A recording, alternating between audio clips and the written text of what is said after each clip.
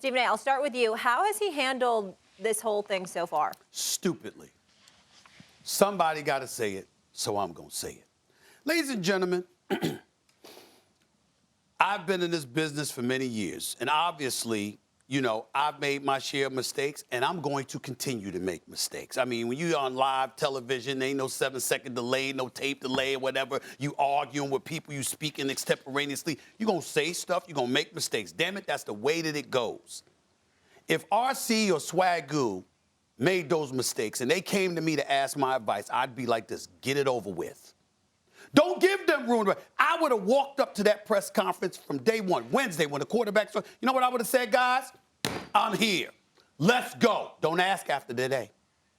But feel free. Fire away. Because the suspension is over. The legal matters for the most part, I don't know if there's one more case, but the legal matters for the most part are over. You've been suspended. Your name has been raked through the coals. Everybody been talking about you. Everybody been in your business. I mean, you listen. And clearly it's self-inflicted. Ain't nobody trying to absolve him. I'm not going there. That's not what I'm saying. What I'm saying is you've been through what you've been through. What you don't do is prolong people to continue to look for answers you can immediately provide and then get it over with.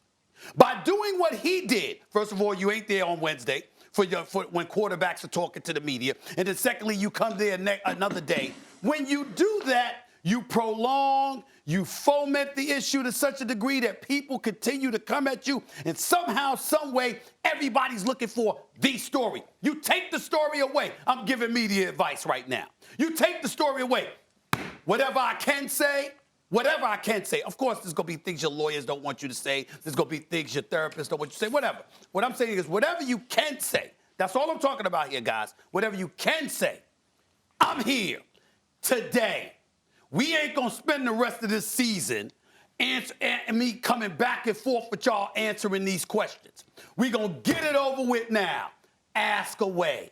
But what if you just set the precedent that you're not going to answer any questions? So then there's I'm asking your question. I want to ask you. So if you just decide, hey, I'm not going to speak on it at all. It's done. I'm moving forward, and I'm just focusing on football. I'm not going to acknowledge it. Don't you think that's less of a story? You know why? You know why I say no, guys? Yeah. And I'll say, and this is just me, because you know that inevitably, when people keep nudging at you, eventually you're gonna give up something. Because the patience to avoid the issue as you're continuously bombarded with something. At some point, it's always happened. I know, go ahead, RC, I'll give you the floor. I know y'all might disagree, but what I'm telling you is there is evidence repeatedly throughout history that if people keep getting nudged, at some point in time, they implode and then they give up something that they don't need to give up when you hold it in. I think the problem with allowing people to ask you questions, Stephen A., and I think what's flawed in the way you see it is that you think when they ask one question, they're going to stop. Or to think that there's anything that Deshaun Watson can say that will ever change the perceptions that have already been formed by everyone in that room, by everyone that looks at Deshaun Watson. For those who think Deshaun Watson is guilty, he's never going to be able to fix that. He's never going to be able to change that perception.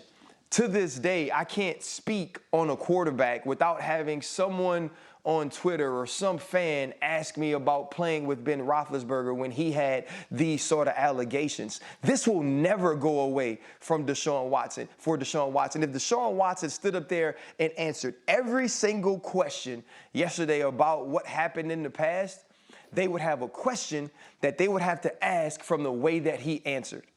Every time he opens his mouth and he talks about the allegations levied against him, it's going to just lead to another question. It's going to lead to something else written about Deshaun Watson in whatever way people want to frame the narrative.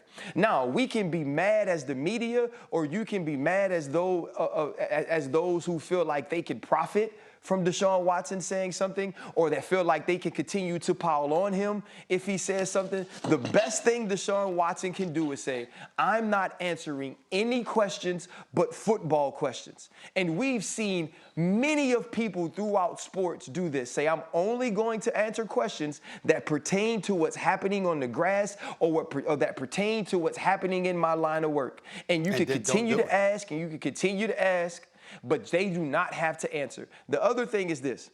You're speaking about this going away for Deshaun Watson. 10 of the women involved in the lawsuit are going to be at that stadium. I've watched people protest Michael Vick for dogfighting for for the remainder of his career. People still bring that up as it pertains to Michael Vick. This is never going away. Deshaun Watson will never have peace. Thanks for watching ESPN on YouTube. For live streaming sports and premium content, subscribe to ESPN+.